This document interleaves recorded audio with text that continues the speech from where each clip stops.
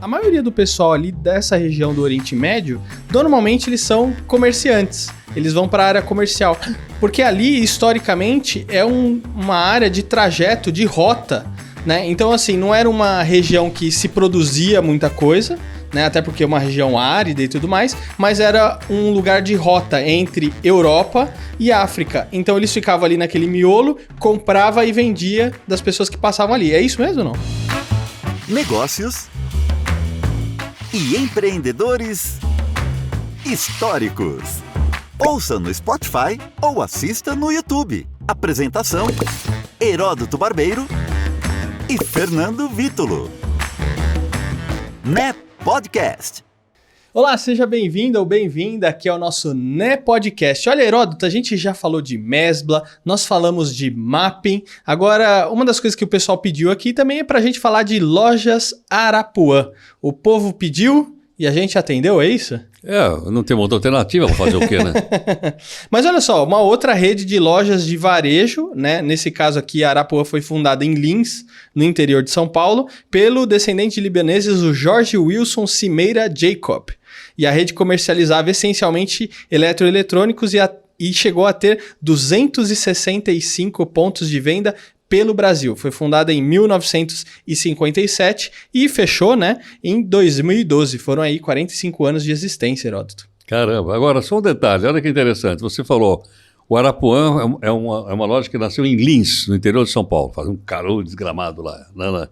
E Lins está perto já lá do Mato Grosso, lá para cima. O Mapping nasceu no Rio de Janeiro, mas cresceu em São Paulo. O Mesbla cresceu no Rio de Janeiro, nasceu no Rio de Janeiro e cresceu em São Paulo. Nós até contamos que o Mesbla é nome do Mestre e Blaget, dois franceses lá que criaram a marca. Então veja que coisa curiosa, uns nasceram em grandes centros urbanos, quer dizer, grandes para a época, logicamente, e o outro não, nasceu numa pequena cidade do interior, hoje grande, mas na época, 1950, uma pequena cidade do interior do país, a cidade de Lins. E depois eles começaram a se desenvolver. Agora aí também está ligado a um outro fato histórico curioso, que é o seguinte, que origem ele é? Libanês. Na época, o Líbano tinha praticamente nascido. O Líbano só existe depois da Primeira Grande Guerra Mundial. Porque o Líbano, a Síria, o Egito, a Jordânia, etc., faziam parte do chamado Império Turco Otomano.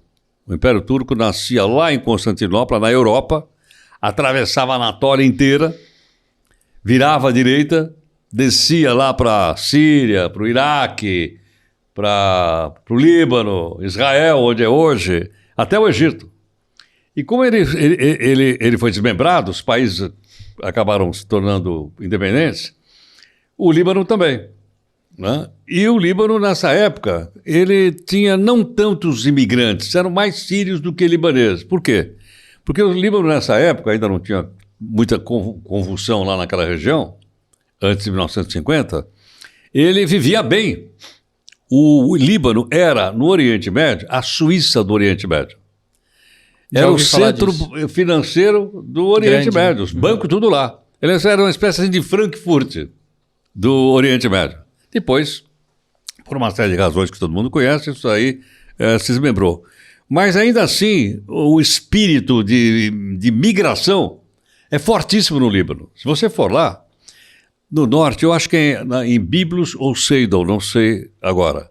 Byblos é uma região portuária, se eu não me engano. Portuária, e Sidon também. Você tem uma estátua em homenagem ao imigrante, apontando o mar, porque o pessoal jovem saía para fazer o pé de meia fora, e o Brasil era um exemplo. Tanto assim que no século XIX, já no final do XIX, os mascates, que era o cara que tinha um burro carregado de produtos, que ia de cidadezinha, de casinha, geralmente ele era de origem libanesa. Dessa área. De aviamentos, linha, agulha, mas vendia também algumas coisinhas assim, utilidades. E era todo mundo chamado de turco.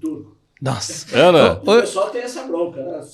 Todo mundo era turco. Agora, Heródoto, quantos libaneses que você já conheceu comerciantes, hein? Porque eu já conheci muitos.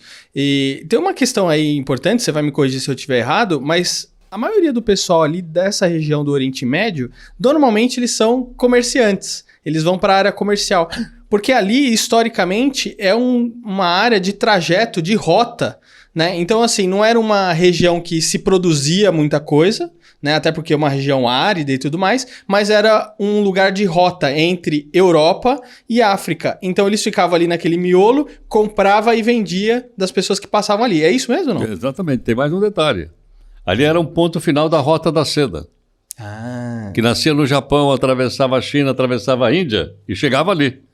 Então, os produtos orientais, além dos africanos que você citou, chegavam naqueles portos, inclusive em portos da região ali do Líbano. Muito bacana. E se a gente olhar mais ou menos a uns 1000 anos antes de Cristo, os antepassados deles eram chamados de fenícios.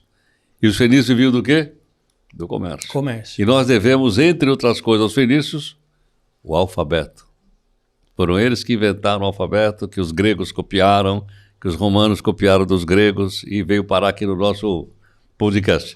Agora, Heródoto, falando aqui da Lojas Arapuã, né, o George Wilson, né, que é o fundador aqui da rede, ele tem uma história muito bacana, porque ele é órfão de mãe desde os 11 anos e do pai aos 16. E com o irmão e irmã menores que eles. Então, o Jacob, ele herda alguns imóveis e uma pequena loja de tecidos com 10 funcionários. E aí, em 1952, após superar várias dificuldades, bom, você imagina órfão ainda, cuidando dos irmãos e tal, para gerar a loja e tudo mais, aos 18 anos, ele foi emancipado e como o inventário já havia terminado e todos os credores estavam pagos, o Jacob separou os imóveis sem as dívidas para os irmãos e continuou a tocar a loja de tecidos, que na época chamava Nossa Senhora Aparecida.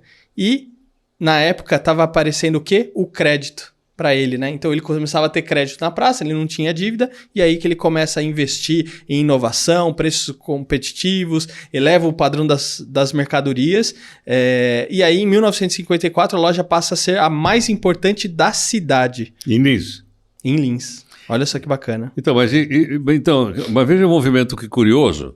As grandes lojas que a gente citou ficaram restritas às grandes cidades. O Mesbla e o MAP ficaram no Rio e São Paulo. Ele veio do interior para as cidades. Exato. Não é? Ele veio do interior, por exemplo, para montar uma loja na Rua Direita, no Centro Velho de São Paulo, salvo engano. Tinha lá uma loja Arapuã, me lembro muito bem.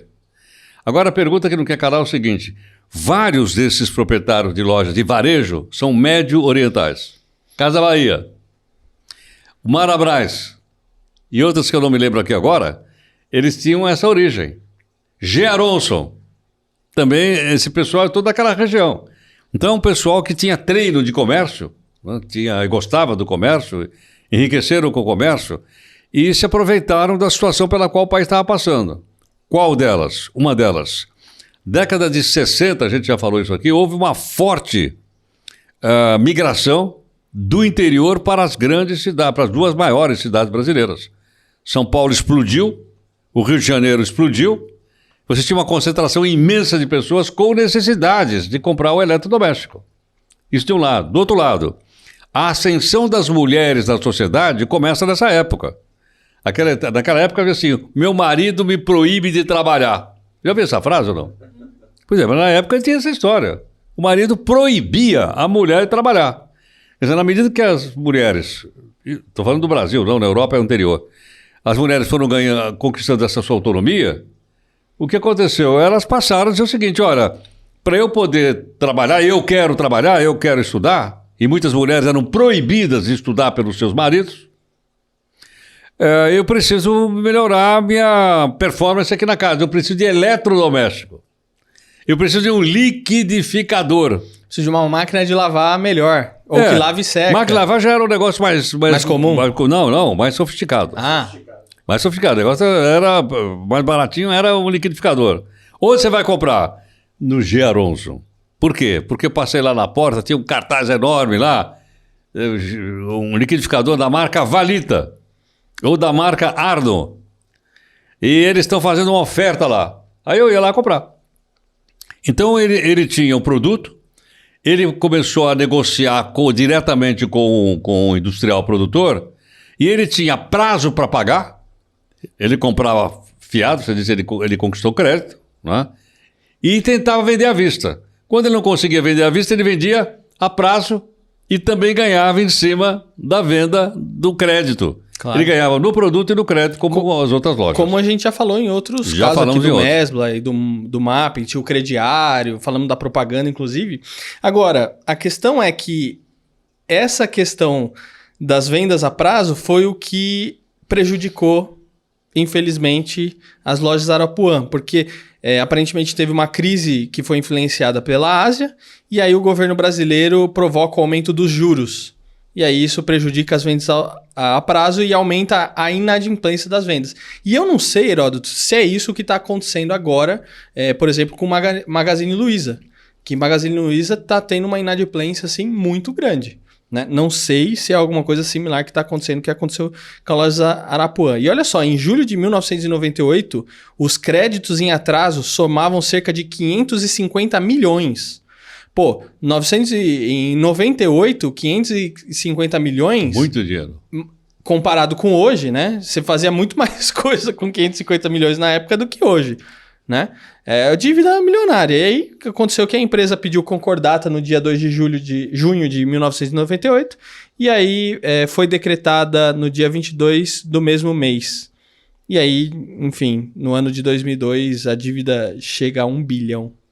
Agora, não dá para se recuperar. Não dá, mas são dois momentos históricos diferentes. Veja bem, essa loja que você está citando era de um empreendedor, ou da família dele. A Magazine Luiza não é de um empreendedor, não é da dona Malu, como é que ela chama? Dona Magalu? Luiza. Dona Luiza. A Luiza não Trajano. É dela. Por que não é dela? Você acionista. abre lá o Infomoney, todos os dias... Tem capital aberto. Tem capital aberto. Qualquer um pode comprar ações da Magalu. Pode subir, pode descer, então é diferente. Então são circunstâncias diferentes. Quer dizer, o capitalismo hoje é um pouco... A dinâmica é diferente. A dinâmica é diferente daquele capitalismo da época. Agora, né, qual era o perigo da época? Uma coisa está pendurada na outra. Eu estou pendurado no crédito, que eu vou ter que pagar. Eu dei crédito que eu preciso para receber, mas para isso a economia tem que estar estabilizada. Acontece uma crise, como você citou, essa cadeia se descompensa e aí você quebra. Foi o que aconteceu com o Arapuã. Que pena. E eu lembro das publicidades deles, que eles também faziam umas publicidades muito bacanas na televisão e no rádio, viu? Eu lembro também. Uns jingles bacanas. Arapuã, ligadona em você. É isso aí. E olha, lembrando aqui dos nossos cursos, o Media Training para o Mundo Corporativo, Comunicar para Chegar Lá, YouTube Power Up, Como se sair bem em uma entrevista de mídia, e tem agora o curso de rádio também, que a gente está lançando. Com o Milton Jung. Com o Milton Jung. Muito bom, hein? Você de pantufa e ele de bombacha. De bombacha. Ai, tá difícil, hein? Heródoto, obrigado por mais esse episódio, hein? Até mais. Valeu, gente. Até a próxima. NEP Podcast.